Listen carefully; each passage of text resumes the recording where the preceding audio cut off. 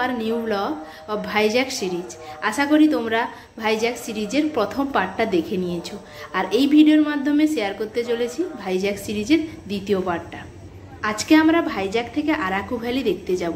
Araku valley যাওয়ার জন্য train একটাই রয়েছে সকাল 6:45-এ, ভাইজ্যাক কিরান্ডুল স্পেশাল। তাই আমরা সকাল সকাল স্টেশনে পৌঁছে গেছি, কিন্তু সমস্যা হলো একটা, এই ট্রেনের রিজার্ভেশনের টিকিট অনেক আগেই সোল্ড আউট হয়ে গেছিল আর আমরা তো পাইনি। আর এই ট্রেনের একটা ভিস্টাডোম কোচও রয়েছে যেটা স্বাভাবিকভাবে সোল্ড আউট। তাই অজ্ঞতা জেনারেলে ভিড় ঠাসাঠাসি অবস্থায় জার্নি করতে হলো। হয়তো গাড়ি ভাড়া করলে হতো, কিন্তু এই যে জার্নিটা এটা নাকি গাড়ি ভাড়া গাড়ি করে যাওয়ার থেকে ট্রেনে যাতায়াতটা নাকি বেশি সুন্দর এবং বেশি উপভোগ্য। তাই জন্য আমরা ট্রেনটাই বেছে নিলাম। তো আরাকু ভ্যালি যাওয়ার জন্য মেন অ্যাট্রাকশান হলো এই ট্রেন জার্নি, কারণ প্রায় 30টিরও বেশি টানেলের মধ্য দিয়ে যেতে হয় এবং তার সাথে সাথে যাত্রাপথের সিনিক বিউটি তো রয়েইছে, তবে তা সবচেয়ে ভালো উপভোগ করা যায় ভিস্টাডোমে। যাই হোক, আরাকু ভ্যালির অন্যতম একটা আকর্ষণ হলো বোরা কেভস, যা আরাকুর আগেই স্টেশনেই পড়ে। তাই আমরা নেমে পড়লাম বোরা গুহালু স্টেশনে। আমরা স্টেশনে মোটামুটি নেমেছি ওই 10:45-এর দিকে। তো ট্রেনের ভেতরের অবস্থাটা দেখে তোমরা নিশ্চয়ই বুঝতে পারছো কতটা হার্ড সিচুয়েশনের মাধ্যমে আমরা ট্রেনে উঠেছি এবং পুরো জার্নিটা করে এই স্টেশনে নেমে।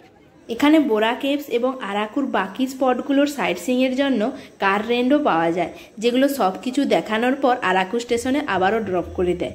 সাইট সিইংয়ের জন্য অটোও পাওয়া যায় একটু কম দামে, তবে জেনারেলে ভিড়ের চাপে আর ওখানকার গরমে আমাদের আর সাইট সিইংয়ের কোনো এনার্জিই ছিল না।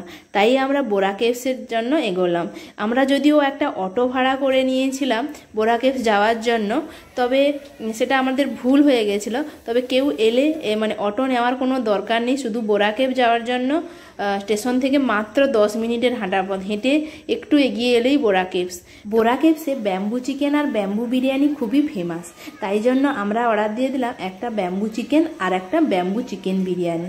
তো অর্ডারটা একটু টাইম নিয়ে দিতে হয়, সেই কারণে আমরা বোরা কেভসে ঢোকার আগেই অর্ডার দিয়ে দিলাম যাতে ফিরে এসে খেতে পাই। তো কেভসে ঢোকার জন্য এন্ট্রি ফি লাগছিল 80 টাকা পার হেড, আর সামনেই রয়েছে জিপ লাইনের ব্যবস্থা, যদিও আমরা ট্রাই করিনি। পিক সিজন হওয়ার জন্য বোরা কেভসে প্রচুরই ভিড় ছিল, আর কতটা ভিড় ছিল তোমরা এই ভিডিওগুলো দেখলেই বুঝতে পারবে। তো প্রচুর ভিড়ের মধ্য দিয়ে আমরা তিনটে টিকিট কোনো রকমে কেটেছি। যাই হোক, এরপর আমরা বোরা কেভসের ভেতরে ঢুকলাম। তবে কেভের ভেতরটা বেশ বড় ছিল, মেঘালয়ের মাওয়াসামি কেভের থেকেও অনেকটা বড় এই কেভটা। আর এই কেভের মধ্যেকার লাইটিং একে আরও আকর্ষণীয় করে তুলেছে। আমরা প্রায় অনেকটা ভেতরে পর্যন্ত গিয়েছিলাম, তবে আরও অনেক সিঁড়ি ছিল ওপরের দিকে যাওয়ার জন্য। আমার আর এনার্জি ছিল না যাওয়ার মতন, এত গরম আর এত অন্ধকার ভেতরটা আমার জন্য ভয় ভয় লাগছিল। তো যাই হোক, কেভ থেকে বেরিয়ে আমরা লাঞ্চ করলাম সেই চিকেন বিরিয়ানি আর ব্যাম্বু চিকেন যেখানে অর্ডার দিয়ে গেছিলাম সেখানে। তো আমরা দিয়েছিলাম 2টো চিকেন বিরিয়ানি আর একটা ব্যাম্বু চিকেন। তো অনেকটাই পরিমাণে দিয়েছিল, আমরা তো বিরিয়ানিটা 3 জন খেয়েই শেষ করতে পারছি না।